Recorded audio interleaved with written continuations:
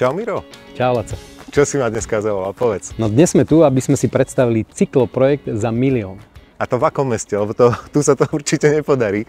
Takže tipujem to, že Malacký, Nitra, Trnava alebo Bratislava. Ktoré mesto? Nie, je to v Ružomberku. Cykloprojekt za 1 000 000 v Ružomberku.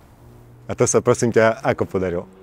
No normálne mesto vypracovalo projekt, požiadalo ministerstvo dopravy a žiadame teda financie z plánu obnovy. Skoro 1 000 000 eur? A kde to bude ten cykláčik? To je pre všetkých ľudí, ktorí vlastne na bicykloch budú sa bezpečne môcť dostať z Černovej až do centra mesta. Ku parku Hiroša? No dokonca ešte ďalej, až na stanicu. Aj naspäť? Aj naspäť. Zo stanice? Aha. Cez Pešiu? Hiroša? Cez Polík. Polík? Na Po Klačno. Makovického? Na Klačno? Až do Černovej. Až do Černovej? Ku Kamínu. Fakt? No. A má to zmysel, Miro? Veď v Ružomberku aj tak na bicykli nikto nejazdí. Ale netáraj, Laco. V septembri po Makovickej ulici prešlo takmer 13 000 ľudí na bicykloch. 13 000 ľudí? 13 000. To je pekné číslo, ale vieš, čo mi nedáva zmysel? No. Ako sa toto podarilo? To predchádzajúce vedenie predsa žiadny takýto projekt nepripravilo.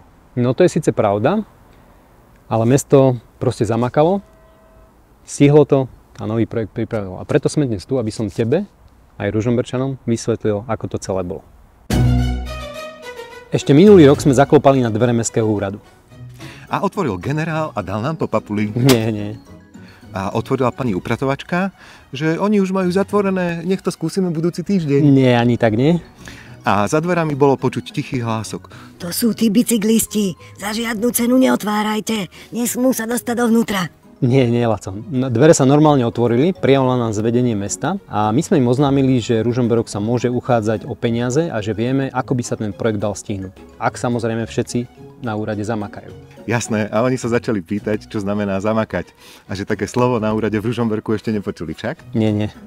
Aha, takže povedali, ďakujeme, určite sa vám čoskoro ozveme. Nie, oni nás normálne vypočuli, všetko si dôkladne zapísali a o pár dní sme mali ďalšie stretko, kde už bolo viac ľudí z rôznych oddelení.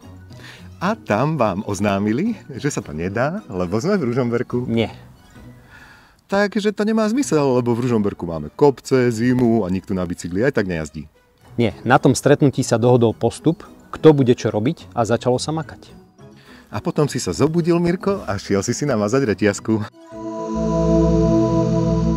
Nie, no takto sa to naozaj stalo. Našou úlohou bolo pripraviť zadanie. Koho našou úlohou? No našou, tvojou, mojou, nášho občianskeho združenia, Bajkom.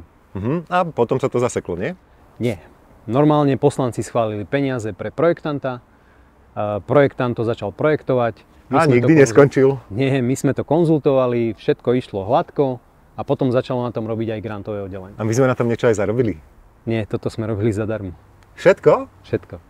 No a to grantové oddelenie spravilo čo? No grantové oddelenie to celé spísalo, Áno. Robili naozaj aj pomedzi Vianočné sviatky, aby to stihli a podali to na ministerstvo dopravy. Nikto to nezabudol? Nikto to nezabudol. Normálne je to podané, je to prijaté a čakáme teraz, že to bude úspešné. A to sa podarilo bez toho, aby tomu niekto, velil? No, generála už na mestskom úrade nemáme, takže nevelil tomu nikto, ale samozrejme, že bolo veľmi dôležitá bola podpora vedenia mesta a pričinil sa o to najmä Robo Kolár. A ty mu teraz robíš PR agenta alebo niečo podobné? No nie, ale keď sa robia dobré veci, tak ľudí treba určite pochváliť. Samozrejme, keď sa nerobia dobré veci, tak ich treba aj pokarhať. A to teraz, ako mám im ďakovať, alebo čo? No tak mal by si podľa mňa. Tak ďakujem, pán zástupca Kolár. No tak ale to hádam nechceš takto odbiť, veď to musíš povedať tak ako vážne. A pred všetkými. Ďakujeme, pán zástupca Kolár. My vieme, že bez vás by sa to nestalo. Ďakujeme, Robo. Miro, ale ty si mi slúbil, že v tom videu povieme, čo sa nám na projekte nepáči a kto ten projekt ohrozil. No veď je, ale to bude v ďalšej časti, v ďalšom dieli. Takže točíme ešte jednu časť? No, jasné. Veď to musíme celé vysvetliť ľuďom. Celé, dobre. A počujem, a tomu Robovi, prečo my sme mu vlastne netýkali, vieš? Veď aj tak všetci ľudia vedia, že sa s ním 30 rokov týkáme. No to ja neviem, ty si písal scenár. Ja?